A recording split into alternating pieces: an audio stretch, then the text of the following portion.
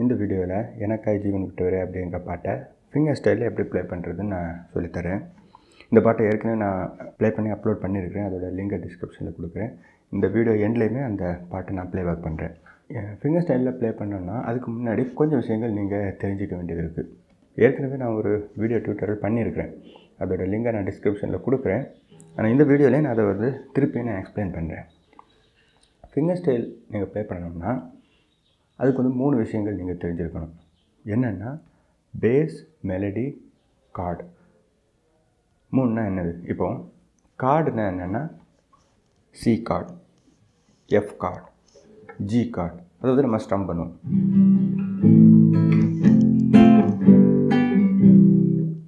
இது கார்டு.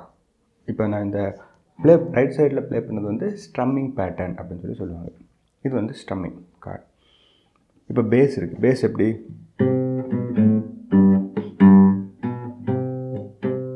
இது பேஸ். இந்த டாப் 3 ஸ்ட்ரிங் பேஸ் அப்படின்னு சொல்லுவாங்க.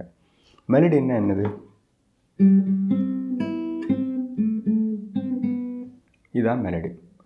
இப்போது இந்த 3ஐயுமே நம்ம கம்பைன் பண்ணி ப்ளே பண்ணுறது தான் ஒரு ஃபிங்கர் பிக்கிங் பேட்டர்ன் இல்லை ஃபிங்கர் ஸ்டைல். ஒரு பாட்டை வெறும் ஸ்ட்ரம்மிங் மட்டும் பண்ணுறீங்க. இப்போ இந்த பாட்டை நான் ஸ்ட்ரம்மிங் பண்ணுறேன்.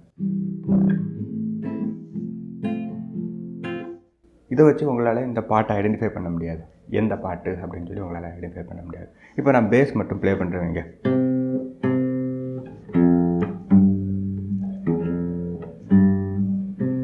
இதை வச்சு உங்களால் ஒரு பாட்டை ஐடென்டிஃபை பண்ண முடியாது. ஆனால் நான் மெலடி ப்ளே பண்ணுறேன்னா உடனே அது இந்த பாட்டு தான் அப்படின்னு நீங்கள் ஐடென்டிஃபை பண்ண முடியும். அப்போ ஒரு பாட்டுக்கு மெலடி தான் கீ. அந்த மெலடியை சப்போர்ட் பண்ணுறது, அதாவது இந்த மெலடிக்கு ஒரு ஃப்ளேவர் ஆட் பண்ணுறது தான் இந்த கார்டு, பேஸ் எல்லாமே. இந்த மெலடிக்கு நீங்கள் எவ்வளோ ஃப்ளேவர் ஆட் பண்ணுறீங்களோ அவ்வளோவுக்கு அந்த பாட்டு கேட்குறதுக்கு ரொம்ப நல்லா இருக்கும். அதுதான் ஒரு மியூசிஷியனுக்கு திறமை. அப்போ அவங்களுடைய ஓன் ஐடியாவில் தான் ஒரு பாட்டை எவ்வளோ தூரம் அழகாக்க முடியும் அப்படிங்கிறத பண்ண முடியும். அப்போ இந்த மெலடியை ஃபஸ்ட்டு லேர்ன் பண்ணணும். மெலடி எப்படி லேர்ன் பண்ணணும்? அதுக்கு ஷார்ட்கட் மெத்தடே கிடையாது. நீங்கள் ஒவ்வொரு கீ பை கீயாக, இப்போ எனக்காய்னா ஒவ்வொரு கீ பை கீயாக எந்த இடத்துல எந்தெந்த நோட் ப்ரெஸ் பண்ணணும் அப்படிங்கிறத அப்படியே லேர்ன் பண்ணணும். அப்படி நீங்கள் லேர்ன் பண்ணால் தான் உங்களால் இந்த பாட்டை ப்ளே பண்ண முடியும். அது ஃபஸ்ட்டு. இதை எப்படி ப்ளே பண்ணுறது? அதுக்கு முன்னாடி நீங்கள் என்ன தெரிஞ்சுக்கணுன்னா இந்த கிட்டாரோட fretboard, fret number, sheet music அதை எப்படி ரீட் பண்ணுறது, அண்டர்ஸ்டாண்ட் பண்ணுறதுங்கிறது தெரிஞ்சுக்கணும். ஃபஸ்ட்டு கிட்டாரில் இந்த போர்ஷனை ஃப்ரெட் போர்டு அப்படின்னு சொல்லுவாங்க. ஃப்ரெட் போர்டு இது ஃபஸ்ட்டு ஃப்ரெட், செகண்ட் ஃப்ரெட். இந்த லைன் இருக்குல்ல, இந்த லைனுக்கு முன்னாடி உள்ளதெல்லாம் ஃபஸ்ட். இந்த லைனுக்கு முன்னாடி ஃபஸ்ட் ஃப்ரெட், செகண்ட் லைனுக்கு முன்னாடி இருந்தால் செகண்ட் ஃப்ரெட், தேர்ட் லைனுக்கு முன்னாடி இருந்தால் தேர்ட் ஃப்ரெட். இப்படி ஒவ்வொரு லைனுக்கு முன்னாடி இருக்கிறதும் ஃபஸ்ட்டு, செகண்ட், தேர்ட் ஃப்ரெட் அப்படி போயிட்டே இருக்கும். கிட்டாரோட ஸ்ட்ரிங் கவுண்டிங் கீழேருந்து ஸ்டார்ட் ஆகும். கீழேருந்து 1 2 3 4 5 6 6 ஸ்ட்ரிங் இருக்கும்.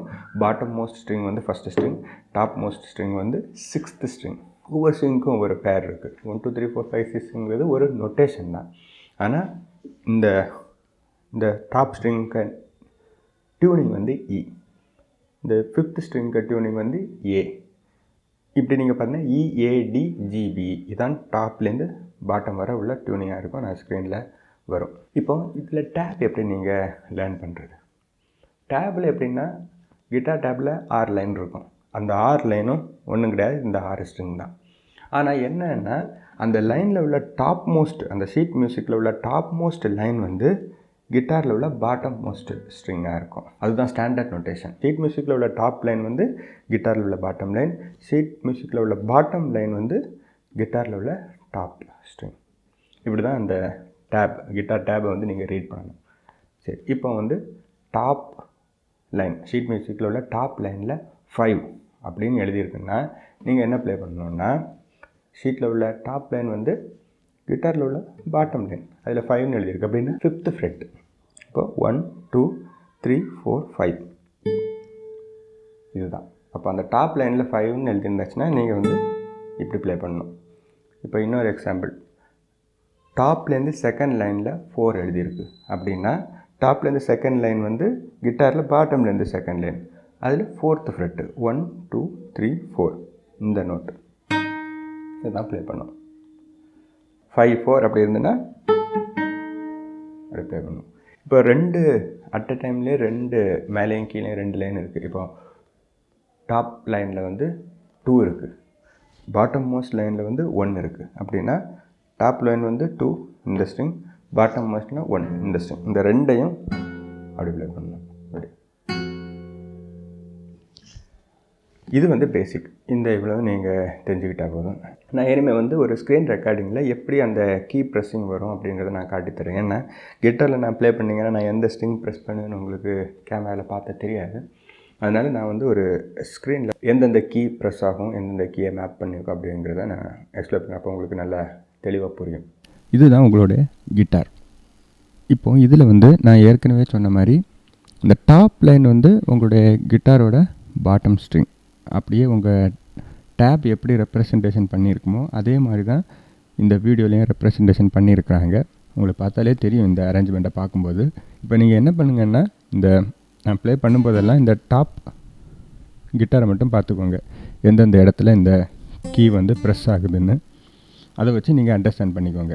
இந்த பாட்டை நான் சி ஸ்கேலில் ப்ளே பண்ணியிருக்கிறேன். சி ஸ்கேலில் என்னெல்லாம் நோட் வரும்னு பார்த்தா, இங்கேருந்து ஸ்டார்ட் ஆகும் சி ஸ்கேல். கிட்டாரில் பார்த்துக்கோங்க, இங்கேருந்து ஸ்டார்ட் ஆகி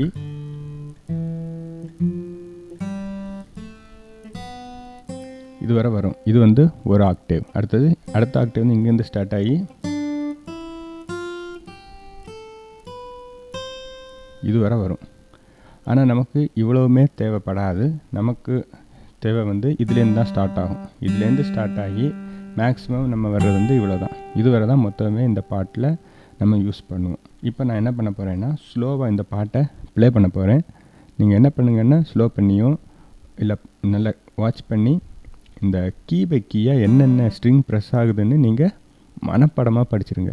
இந்த மொத்த பாட்டும் இல்லை, ஃபஸ்ட் அந்த இன்ட்ரடக்ஷனும் ஒரு ஸ்டான்ஸாக மட்டும் படித்தா போதும். எல்லாமே அதே மாதிரி தான் ரிப்பீட் ஆகிட்டே இருக்கும். அதை நீங்கள் படித்தா தான் அடுத்த இது நான் சொல்கிறது புரியும் உங்களுக்கு.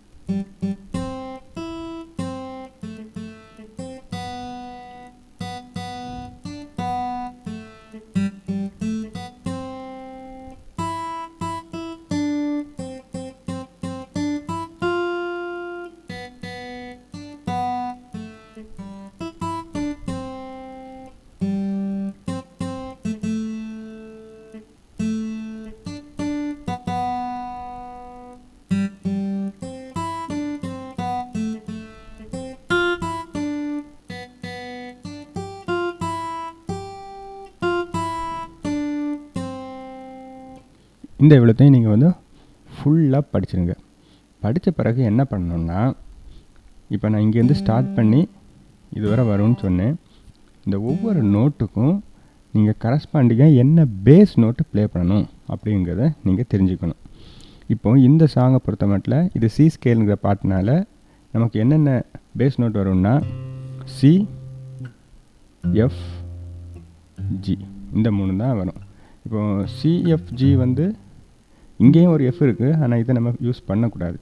ஏன்னா இந்த எஃப் தான் யூஸ் பண்ணணும். ஏன் அப்படி சொல்கிறேன்னா, எவ்வளோ மேக்ஸிமம் நீங்கள் வந்து டாப் ஸ்ட்ரிங்கில் ப்ளே பண்ண முடியுமோ அவ்வளோ மேக்ஸிமம் நீங்கள் டாப் ஸ்ட்ரிங்கில் அந்த பேஸ் நோட்டை ப்ளே பண்ணணும். அப்போ தான் அந்த பேஸ் எஃபெக்ட் வந்து நல்லாயிருக்கும். அப்போ இந்த பாட்டுக்கு நீங்கள் யூஸ் பண்ணுற பேஸ் நோட் வந்து இந்த சி, இந்த எஃப், இந்த ஜி, அவ்வளோதான். இந்த 3 தான் நீங்கள் பேஸ் நோட்டை யூஸ் பண்ணுவீங்க. அதுக்கப்புறம் இப்போ நான் இந்த பாட்டை ப்ளே பண்ணும்போது, இந்த மெலடியை ப்ளே பண்ணும்போது இப்படி நான் ப்ளே பண்ணேன். ஒவ்வொரு கீக்கும் ஒவ்வொரு மேப்பிங் பேஸ் நோட் இருக்குது. இந்த பாட்டுக்கு என்னென்ன நோட்ஸ் யூஸ் ஆகுதோ அந்தந்த நோட்டுக்குள்ளே மேப்பிங் கார்டை நான் சொல்லி தர்றேன். இப்போ இது வந்து ஜிக்கு வந்து சி தான் பேஸ் நோட்டு. இப்போ ஜிக்கு வந்து ஜி நோட்டையும் யூஸ் பண்ணலாம். ஆனால் ஏன் நான் சி யூஸ் பண்ணுறேன்னா, இந்த ஜி வந்து ஒரு பாட்டுக்கு ஸ்டார்டிங்லேயோ எண்டுலேயோ வந்ததுன்னா அப்போ வந்து நீங்கள் சி, இப்போ இது சி ஸ்கேலில் இருக்கனால சியில் தான் ப்ளே பண்ணணும். ஆனால் இந்த ஜி நோட் வந்து அந்த பாட்டுக்கு மிடில் வந்துச்சுன்னா அப்போ வந்து இந்த ஜியை தான் பேஸாக ப்ளே பண்ணணும். அப்போ இந்த ஒரு நோட்டுக்கு மட்டும் ஒரு எக்ஸம்ஷன் இருக்குது. சியும் ப்ளே பண்ணலாம், ஜியும் ப்ளே பண்ணலாம். இந்த இந்த இந்த ஒரு நோட்டுக்கு மட்டும். அதே மாதிரி அடுத்த ஜி நோட் இங்கே வருது, அதுக்குமே அதே மாதிரி தான் சியும் ப்ளே பண்ணலாம், எஃப்பும் ப்ளே பண்ணிக்கலாம். சியும் ப்ளே பண்ணிக்கலாம், ஜியும் ப்ளே பண்ணிக்கலாம். ஓகே, இப்போ நான் ஃபஸ்ட்டில் நான் சொல்லித்தரேன். இந்த ஜி நோட்டுக்கு உங்களுடைய மேப்பிங் பேஸ் நோட் வந்து சின்னே தெரிஞ்சு வச்சுக்கோங்க. ஏயோட மேப்பிங் நோட் வந்து எஃப், பியோட நோட் வந்து ஜி,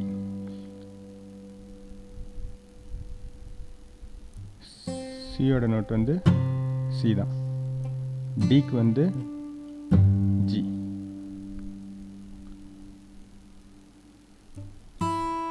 ஈக்கு வந்து சி, எஃப்க்கு வந்து எஃப் தான், ஜிக்கு வந்து சி தான்.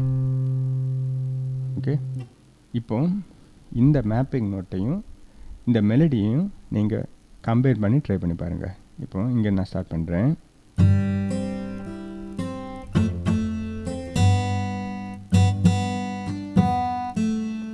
இந்த மாதிரி நீங்கள் ப்ளே பண்ணணும். ஒவ்வொரு கீக்கும் எப்போ அந்த மேப்பிங் நோட்டு மாறுதோ அந்த டைம்லலாம் நீங்கள் அந்த பேஸ் நோட்டை சேஞ்ச் பண்ணணும். இதில் ஒரு முக்கியமான டெக்னிக் என்னென்னா, இப்போது இவ்வளோ இடத்துலையும் அது வந்து எங்கேயும் நிற்கலை, இல்லை ஒரே நோட்டு ரிப்பீட் ஆகலை. அதனால நீங்கள் வந்து இவ்வளோ நேரமும் உங்களுடைய பேஸ் நோட் வந்து சீலே தான் இருக்கணும். இப்போ இந்த இடத்துல 2 தடவை அந்த இடத்துல வருது, விட்டவர். அப்போ அந்த பாட்டு கொஞ்ச நேரம் அந்த இடத்துல நிற்கிது, அது போக ரிப்பீட் ஆகுது. அப்போ அந்த மாதிரி டைமில் நீங்கள் இதோட மேப்பிங் நோட் வந்து எஃப், அந்த எஃப் நோட்டை சேஞ்ச் பண்ணணும். அது எஃப் நோட்டுங்கிறது எஃப் பேஸ் நோட்டு. ஓகேவா? இப்போ என்னோட அதுலேயும் ரிப்பீட் ஆகுது. அப்போ என்ன பண்ணால்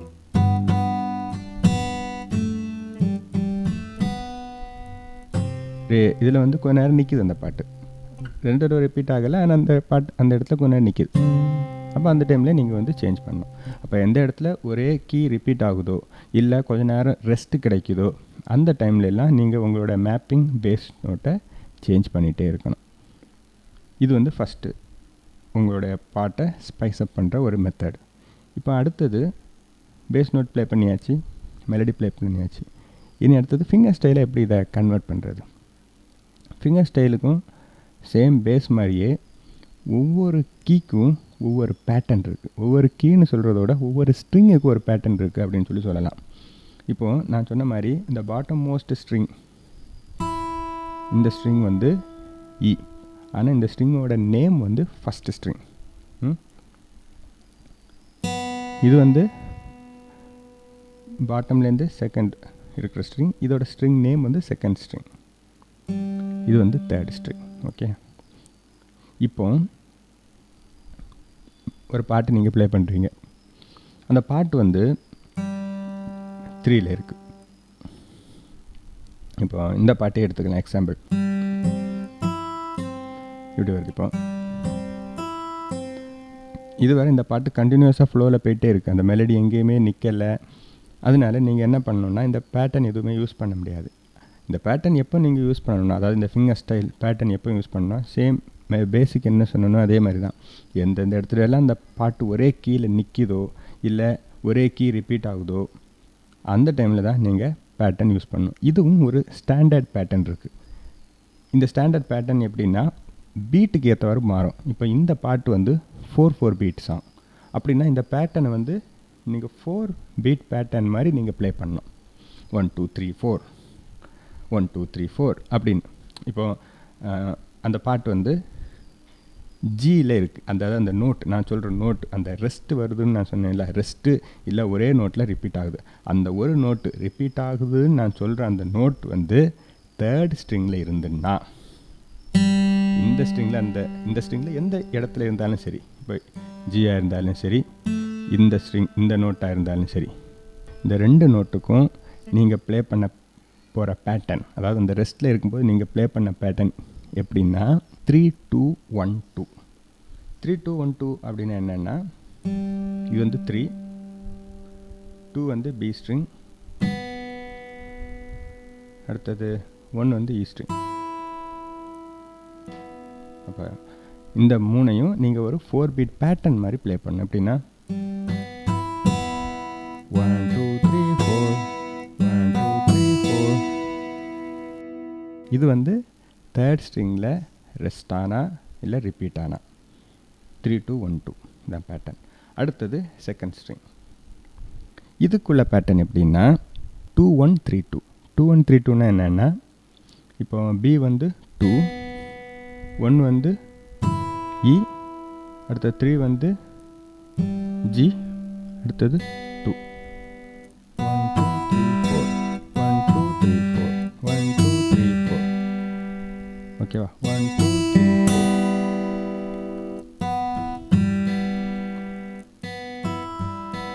2 1 3 2. அதாவது அந்த செகண்ட் ஸ்ட்ரிங்கில் எந்த இடத்துல எந்த ஃப்ரெட்டில் அந்த நோட் ரிப்பீட் ஆனாலோ இல்லை ரெஸ்ட் ஆனாலோ இந்த பேட்டர்ன் தான். அடுத்தது லாஸ்ட்டு ஃபஸ்ட்டு ஸ்ட்ரிங்கில் ரிப்பீட் ஆனால் நீங்கள் ப்ளே பண்ண வேண்டிய பேட்டர்ன் வந்து 1 3 2 1. 1 3 2 1 அப்படின்னா இ வந்து 1, 3 வந்து ஜி, 2 வந்து பி. ஓகேவா? 1 3 2 1 1 3 2 1 1 2 1 2 3 4 1 2 3 4. மெலடி கண்டினியூஸாக போய்ட்டுருக்குன்னா நீங்கள் இந்த பேட்டர்ன் யூஸ் பண்ண முடியாது. அந்த 4 பீட்டனை ஃபில்லப் பண்ணவும் முடியாது. அந்த மெலடி எங்கெல்லாம் நிற்கிதோ அந்த டைமில் தான் இந்த பேட்டர்னையும் நீங்கள் ப்ளே பண்ணணும். இப்போ இந்த பேட்டர்னையும் இந்த பேஸ் இது ரெண்டையும் நீங்கள் கம்பைன் பண்ணும்போது ஒரு ஃபிங்கர் ஸ்டைல் பேட்டர்ன் கிடைக்கும். அது எப்படி இருக்கும்னா